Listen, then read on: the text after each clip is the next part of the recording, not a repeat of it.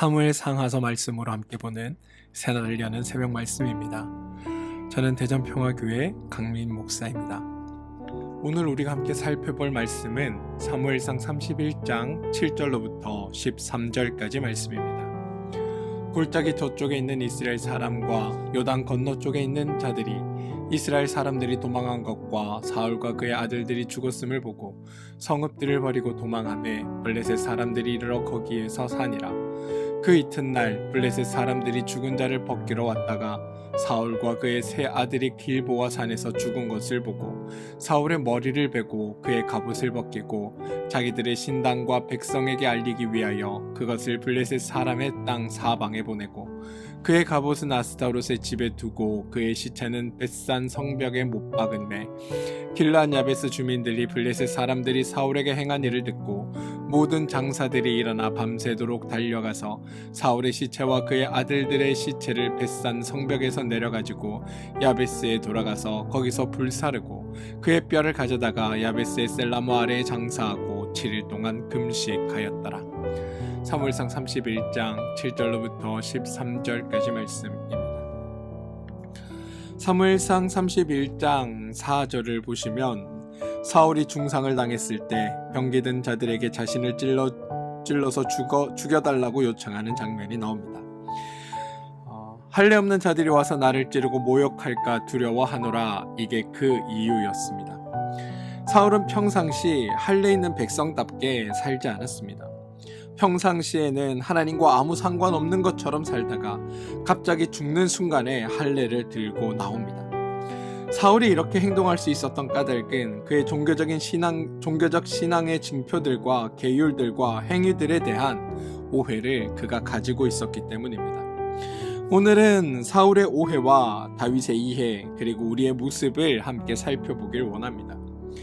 하나님이 하나님의 백성에게 너는 나의 백성이다, 나는 너의 하나님이다, 이것을 기억하라 라는 의미에서 하나님이 우리를 위해 주신 징표가 할례와 같이 여러 가지 성경에 나타나는 어떠한 표징과 모습들입니다.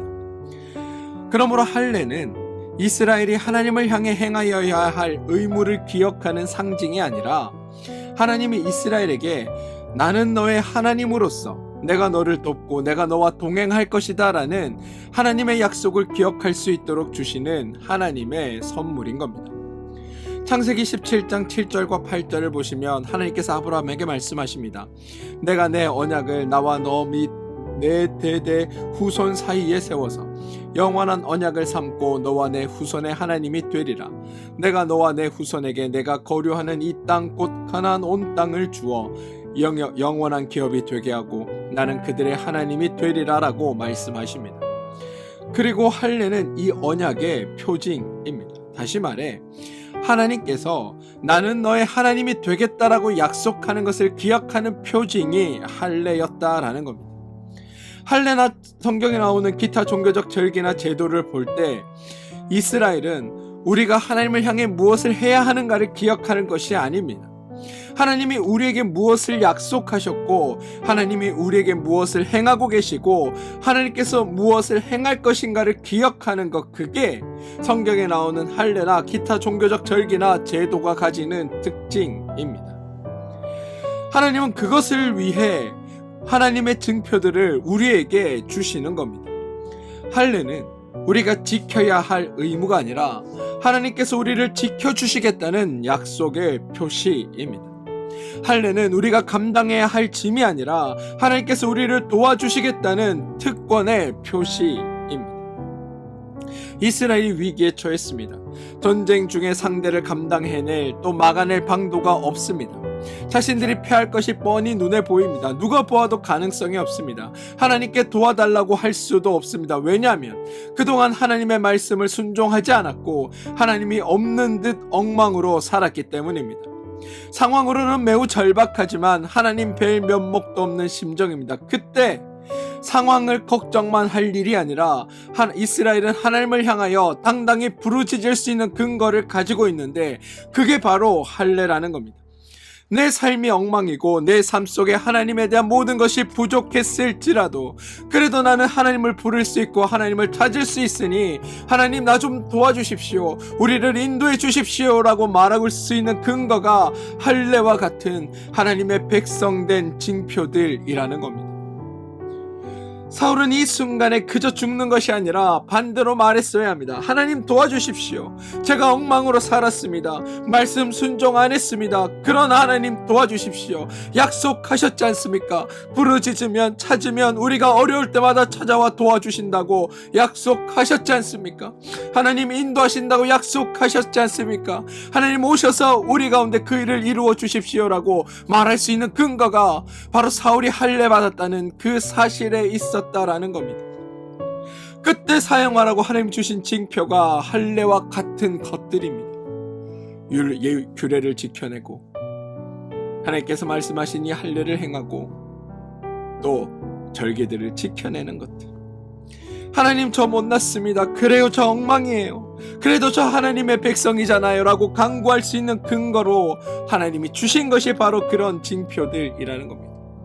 신약으로 와서는 예수 그리스도의 십자가가 바로 그 역할을 하는 겁니다. 종교의 내용과 신앙의 표징과 하나님의 말씀과 권면은 우리를 도와주고자 하나님께서 허락하신 것들입니다. 그런데 사울은 하나님이 주신 그것을 정반대로 사용합니다. 사울은 인간과 하나님과의 관계에 있어 가장 죄인된 모습을 보여줍니다. 가장 어리석고 미련한 모습을 보여줍니다. 사울의 말은 나는 할례를 받은 신의 백성이다. 나로 말미암아 이 거룩한 할례가 모욕을 당해서도 안 되고 나로 말미암아 이 할례라고 하는 거룩한 행위를 주신 하나님이 모욕을 당해서도 안 된다. 이 할례가 모욕을 당하느니 내가 자결함으로 나의 할례 받은 백성다운 모습을 잃지 않고 내가 자결함으로 나에게 할례를 주신 그분의 이름을 모욕당하지 않게 하리라.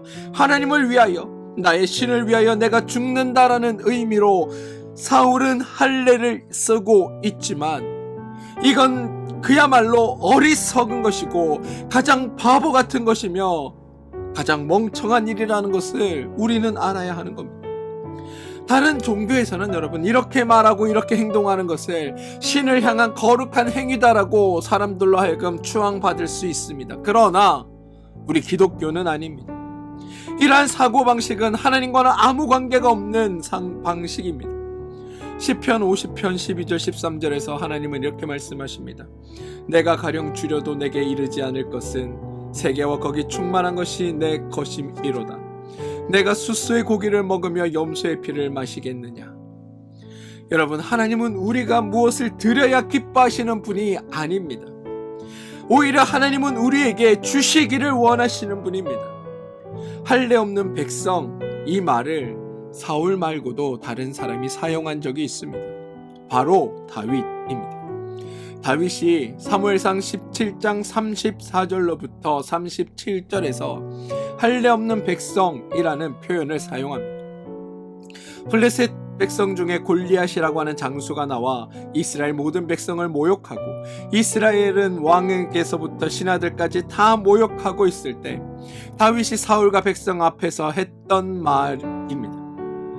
주의 종이 사자와 곰도 쳤은즉 살아계시는 하나님의 군대를 모욕한 이 할례 받지 않은 블레셋 사람이리이까 그가 그 짐승의 하나와 같이 되리이다. 또 다윗이 이르되 여호와께서 나를 사자의 발톱과 곰의 발톱에서 건져내셨은즉 나를 이 블레셋 사람의 손에서도 건져내시리이다. 여러분이 할례 없는 백성이라는 단어를 두고 사울이 사용한 것과 다윗이 사용한 것을 한번 비교해 보시기 바랍니다.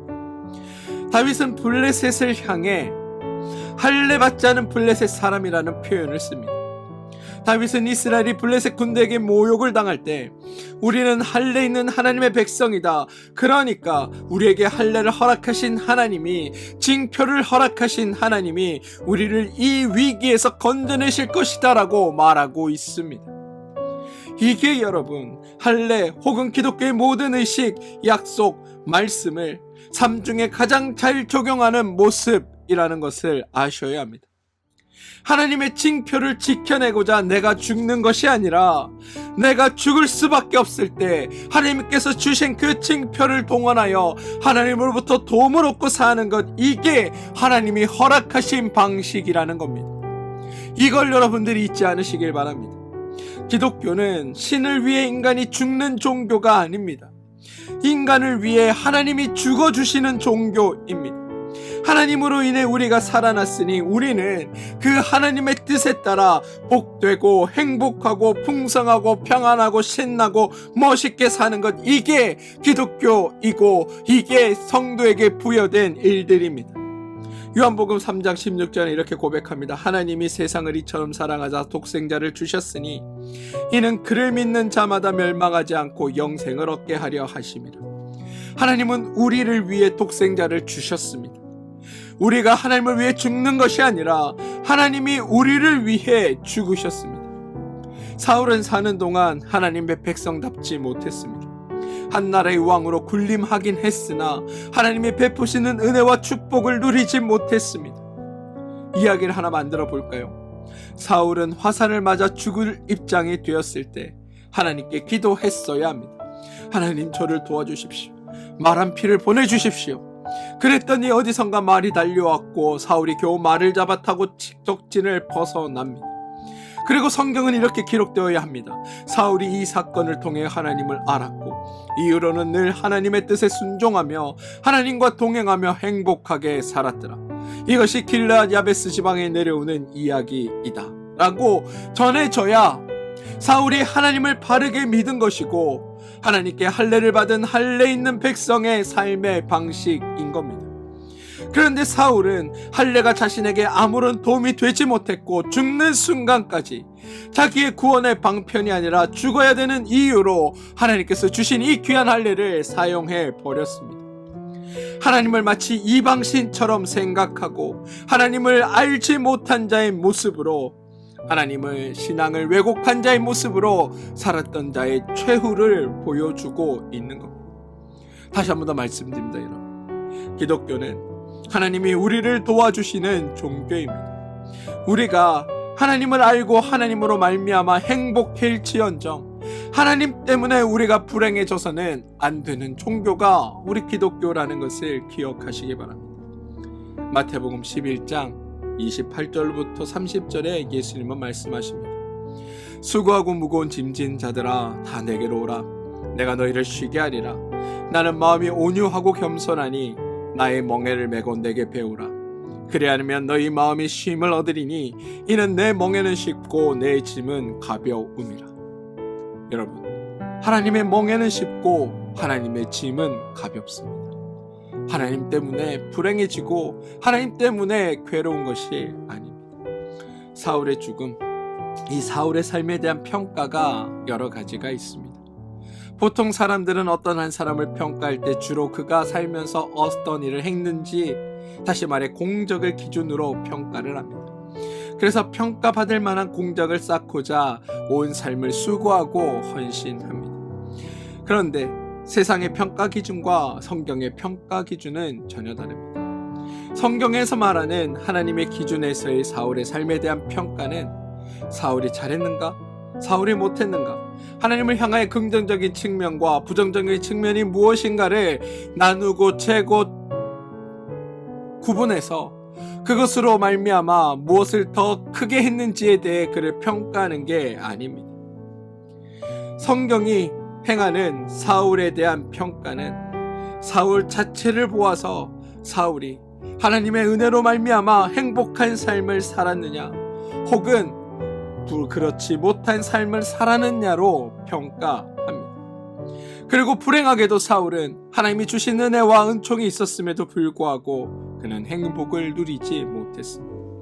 이는 하나님의 사랑이, 은혜가, 은총이 부족하거나 없어서가 아니라 그가 하나님께서 행하신 그 일들을 볼 수 있는 눈이 없었기 때문에 발생한 일이었습니다. 하나님의 사람으로 부름을 받아 하나님의 은혜를 입은 자로 하나님의 은혜를 누릴 수도 있었는데 그는 미처 그것들을 누리지 못했고 그래서 그의 삶이 안타까운 것입니다. 한 인간으로 태어나서 삶을 살아가는데 어느 위치, 어느 신분, 어떤 일을 감당하느냐, 우리 세상은 그것을 중요하게 여기지만 성경은 그 모든 것들을 통해 네가 행복하게 살았느냐를 중요하게 여깁니다. 혼자 힘으로 행복할 수 없으면 하나님의 도움을 받아서라도 행복해야 하는 것, 그게 성도의 삶이라는 겁니다. 그리고 그것이 하나님의 인간과 함께 하시는 이유이고 우리를 도우시는 이유입니다. 그런데 사울은 행복하지 못했습니다. 평안하지도 못했습니다. 왕에 대한 집착 때문도 아니고 신하를 신뢰하지 못했기 때문도 아닙니다. 사울이 행복을 누리지 못했던 이유는 단 하나, 하나님을 몰랐기 때문입니다. 왕에 대한 집착이 생긴 것도 하나님을 몰랐기 때문이고, 충신 다윗을 오해해서 그렇게 죽이려고 시도한 것도 그의 삶 전체를 하나님의 관점으로 조망하지 못했기 때문입니다. 할례라는 종교적 징표마저도 그에게는 아무 소용이 없었습니다. 왜냐하면 그 징표를 가지고 하나님을 구하고 찾을 수 있는 하나님의 자녀의 특권을 그는 그것을 특권으로 본 것이 아니라 지켜내야 할 짐이고 멍에로 보았기 때문입니다. 그런 의미에서 사울은 불쌍한 사람입니다. 사랑하는 성도 여러분, 여러분들은 어떠십니까? 하나님께 주신 이 징표로, 하나님의 백성이라는 그 사실로, 십자가에 달린 예수 그리스도의 그 십자가로 여러분은 행복하십니까? 오늘의 삶은 그것으로 여러분 은혜 충만하게 살고 계십니까? 혹 이 사울처럼 그것이 지켜야 할 멍에고 짐처럼 여기고 살고 계시지는 않으십니까? 성경은 사울과 다윗을 대조하고 있습니다. 성경은 사울을 못된 인간으로 몰아가고 다윗을 훌륭한 인간으로 높이는 것이 아닙니다. 다윗에 대해 성경이 강조하는 내용은 그가 왕으로 기름 부음 받았는데 사울과는 달리 왕의 일을 잘했다, 그 얘기를 하고자 하는 것도 아닙니다. 다윗은 골리앗을 이기고 장수가 되었고 사울은 그렇지 않았다는 이야기를 하는 것도 아닙니다. 사울도 블레셋 군대를 이긴 적이 많았습니다. 다윗은 가는 곳마다 승리를 얻어 백성의 마음을 얻었고 사울은 백성의 마음을 얻지 못했다, 이 이야기를 하는 것도 아닙니다. 사울도 백성의 마음을 얻어 왕 노릇했습니다. 무슨 말이냐? 한 인간이 가지고 있는 인간적인 차원에서 다윗과 사울은 다를 바 없다라는 겁니다. 그런데 다윗과 사울이 결정적으로 차이가 나는 차원은 하나님을 아느냐, 하나님을 모르느냐, 이것으로 갈린다라는 겁니다. 하나님을 모르는 자는 사울과 같은 삶을 살았고, 다윗은 하나님을 알았기에 사울과 다른 삶을 살았습니다. 성경은 이 두 인물을 통해 그 사실을 우리에게 대조해서 보여주는 겁니다. 사무엘상 17장에서 블레셋과의 전쟁에서 적장 골리앗의 협박과 으름장이 있었습니다. 골리앗 때문에 사울은 벌벌 떨었습니다. 하지만 다윗은 달랐습니다. 다윗이 용감하기 때문이 아니라, 다윗이 싸움을 잘하기 때문이 아니라, 다윗의 말대로 할례 없는 블레셋 백성이 이 나라를 침이 합당하지 않고 하나님이 우리를 그렇게 놓아두시지 않을 것이라는 것을 알았기 때문에 두려워하지 않고 담대하게 나갈 수 있었던 겁니다. 다윗이 욕망해서가 아니라, 용맹해서가 아니라 하나님이 이스라엘에게 하신 약속을 다윗은 기억하고 있었기 때문에 그는 그 일에 맞서 싸울 수 있었던 겁니다. 자신을 추적하는 사울이라고 하는 원수가 하루 이틀도 아니고 몇 달 몇 년을 온 이스라엘을 헤집고 다니며 자기를 죽이려고 합니다.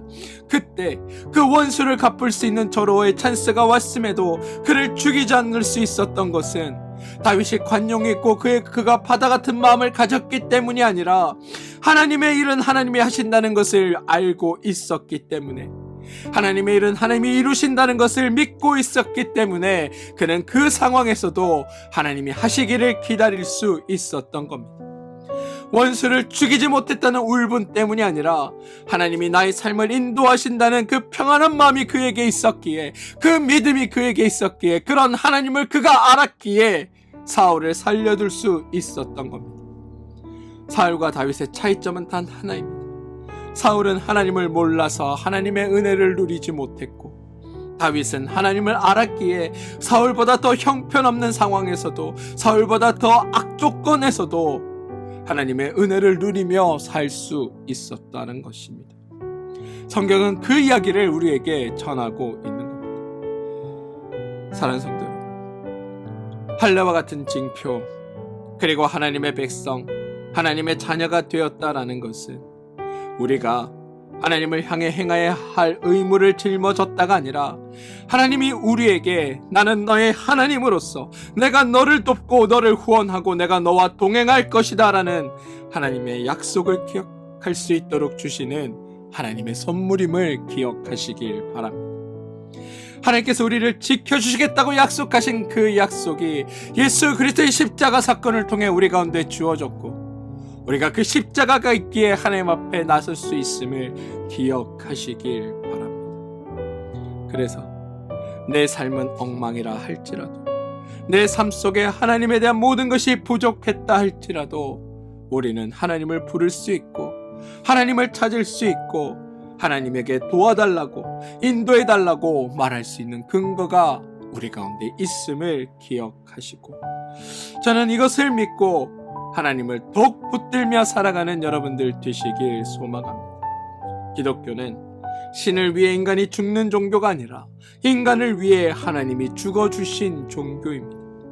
하나님으로 인해 우리가 살아났으니 우리는 자유롭고 풍성하고 행복하고 평안하고 기쁘고 신나고 멋있게 사는 것, 이게 우리에게 부여된 사명임을 기억하시고 그런 하나님의 자녀됨으로 살아주시길 소망합니다. 저는 여러분들이 하나님 때문에, 교회 때문에, 성도 때문에 더욱 행복해지길 소망합니다. 다윗과 사울의 차이점, 하나님을 몰랐다. 다윗은 하나님을 알았다. 결과 사울은 그래서 그의 삶을 누리지 못하고 고통 속에 죽었지만 다윗은 하나님의 은혜를 누리며 살 수 있었다.